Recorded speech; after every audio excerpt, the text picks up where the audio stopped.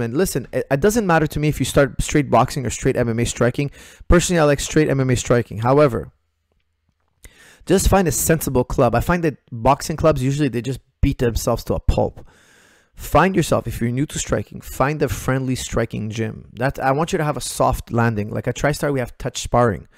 Monday nights touch sparring. Wednesday night is touch sparring. Friday nights is touch sparring. You cannot spar the pros unless you're competent. You have to come show us that you can take and give. You know, you can spar with the more advanced guys. If you go straight from hot to cold, you can get your bell rung, you can get your jaw checked, you know, you can get your ribs bruised. Like, ultimately speaking, that's my #1 concern. Then if you give me a chance to choose between striking MMA and striking boxing, my second most important pick, I would go straight into striking MMA. Why? I do also boxing days, just boxing sparring. However, I like to start with MMA. Why? Because I find that the boxers dip and bob and weave too low. Like, for instance, a great example of that is Pico. You know, Pico just had a loss, and he got caught in the dirty boxing. But he's very well trained in boxing, Western boxing, and he's very well trained in wrestling. However, the in-betweens, if you see, every time he got finished, you know, he's been finished twice now. It was the in-betweens, like he got kneed, and then from the knee he got dropped and choked. Two things he doesn't see in his sports. He was born and raised in boxing, born and raised in wrestling, but he's too orthodox. He's too orthodox. One day he's gonna fight a guy who's a kicker, and his orthodox style is going to clash very badly with these kicks and very badly with elbows. He needs to do MMA striking only. He needs to get out of that mold. That I find he's so much in his mold. When he got caught, it was kind of in a clinch. Now, there's clinching in boxing, but it's typically broken up right away by the referee, or by the, you know, in sparring, it's kind of considered a little bit dirty. It is considered dirty. So, for instance, if you put that guy he lost to in a boxing match with him, Pico would mop the floor with him. If that was a sparring, you know, at the wild card boxing gym, in my opinion, Pico would hurt him bad and would be like, hey, this is a mismatch.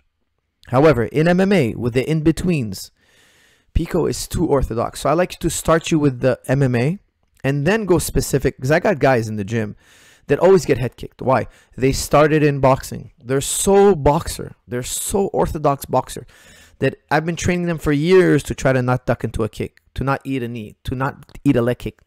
They're prone to leg kicks. They're so orthodox that the day that they fight a kicker, they get crushed. They fight another puncher, they do great. They fight a kicker or a knee or a guillotiner, if they're really, you know, orthodox wrestlers, they're always getting guillotined. They're always getting tripped up.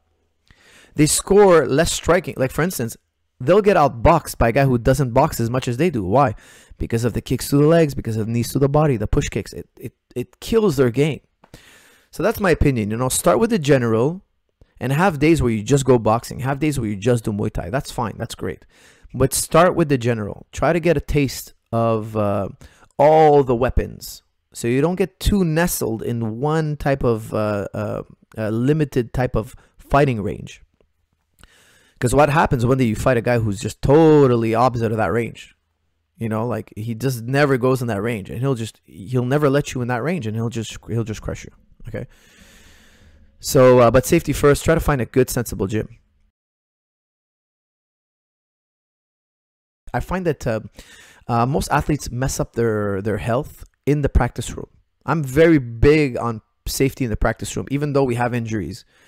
I'm so strict on it that I'm like, how could I be this strict and still injuries happen? You know, it's just we got to be very careful with the mind, the brain. That's why people are always complaining to me about early stoppage, dude. If it's in question, if it can go either way, like,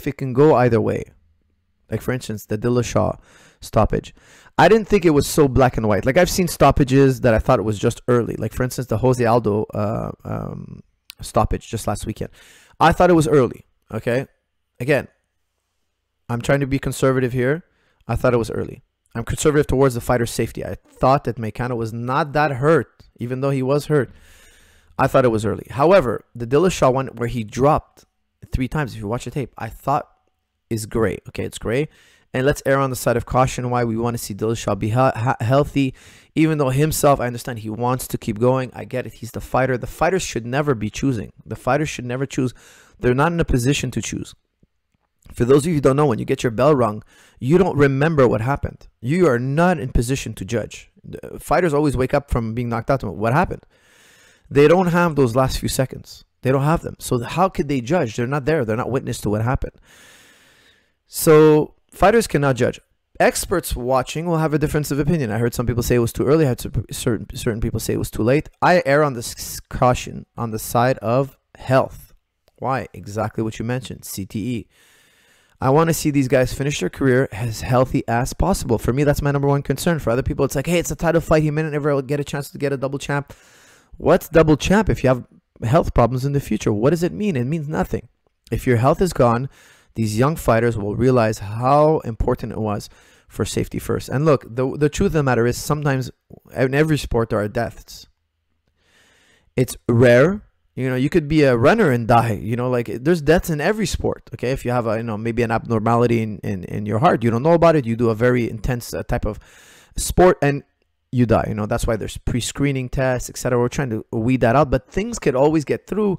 Mistakes can always happen. Genetics play a role. Some people are predisposed to more danger than others. Whatever the case may be, whatever it may be, deaths will occur in everything. Okay. You can be walking down your stairs at home in the safety of your home and die. Okay, we're not going to live in a bubble.